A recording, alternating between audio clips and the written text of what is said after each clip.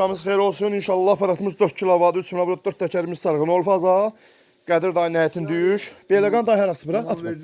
Yox atma, xodiyaq sonra. İnşallah bax xodiyaq aparat yığsın. Aparat yığsın. Beyləqan rayonun İmamverlər kəndi. Tokumuz nə qədərdir? Təkəri yencəllərsən. At hələ. Bunun yerin düz qoyarsan dırıldamasın. At getsin. At. Otumuzda bir yandı, bildiğin bir yandı. Dayak getsin. 4 kilovat, 3 kilovat, 4 təkərimiz sarğı, bol fazadı, tokumuz neçə düşür?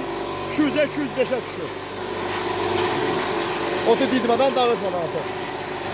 Olub köyə, at. Aparatın təkəri biraz göydə qalıb dırıldayır, yəni yerin düşməsi dırıldamaz da.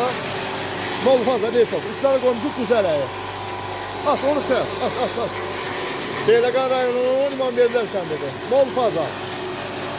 4 kilovat, 3 kilovat, 4 təkərimiz sarğın ol faza, 4 təkər, ot çək, arpa çək, güzbə çək, aparsan apar.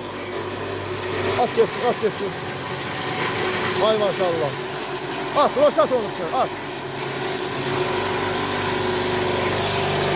Kalavarları mot gətir. At. 50 gözlə tükan da. At getsin. Qədir dayı nətərdir? Əladır, söndür. Bunun yerini düz koyarsan dırıldamasın.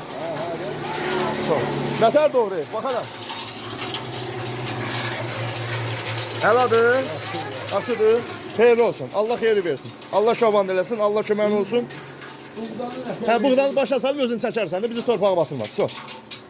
Yanına bir şey saxla. Otu çəkən bığdan da çəkir. Bir yanı çəkən nə var? Başdan yumşaqına var. At gözünə doğra. Sonra sizlərdə kuzun ağac əkirləri kötüyü. Ondan 4-4-5 quru tullara doğrasın getsin. Xeyir olsun.